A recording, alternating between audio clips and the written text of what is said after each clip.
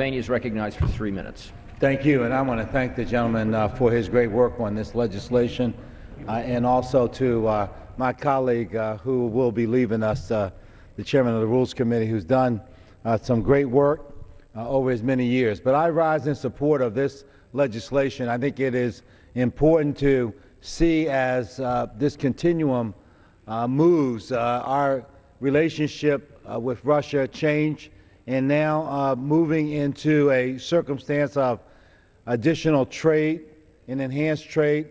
I'm one that's very focused on improving manufacturing here in the United States, and this is going to open up tremendous opportunities for our manufacturers. So I want to commend those who've worked together on this and the Obama administration for their continuing efforts to open up trade opportunities so that we can make it here and sell it everywhere, which is, I think, should be our focus.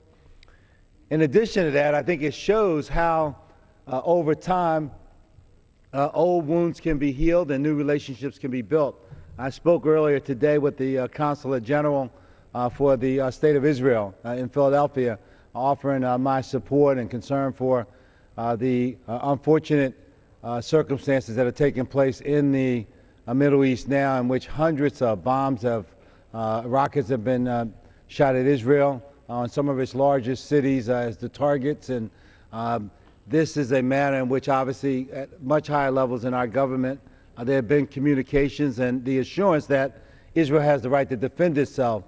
But I think that we can see in this Russia trade agreement that if we can get to the point where there can be relationships that are built on self-interest and economic development, that we can put the weapons aside and move towards a circumstance in which people are focused on economic activity. So we see in this crisis a circumstance that we hope will resolve itself.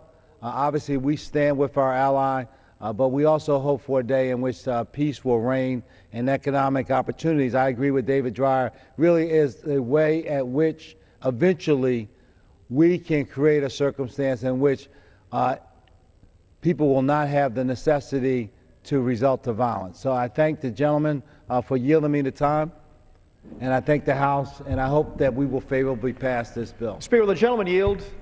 I just want to express to my very dear friend from Philadelphia, express my appreciation, Mr. Speaker, for his very kind words, and to say that the recognition that economic liberalization is one of the greatest keys to our goal of enhancing human rights, the standard of living, and the quality of life for our fellow human beings is a very, very important point, and I just want to underscore that point that was made. Yes, the Magnitsky legislation is important, but I'm going to talk in just a moment about what some leaders in Russia have had to say specifically about PNTR and its impact on human rights. Time. The gentleman from Pennsylvania has expired. The gentleman from California. Mr. Speaker, with that, I'm very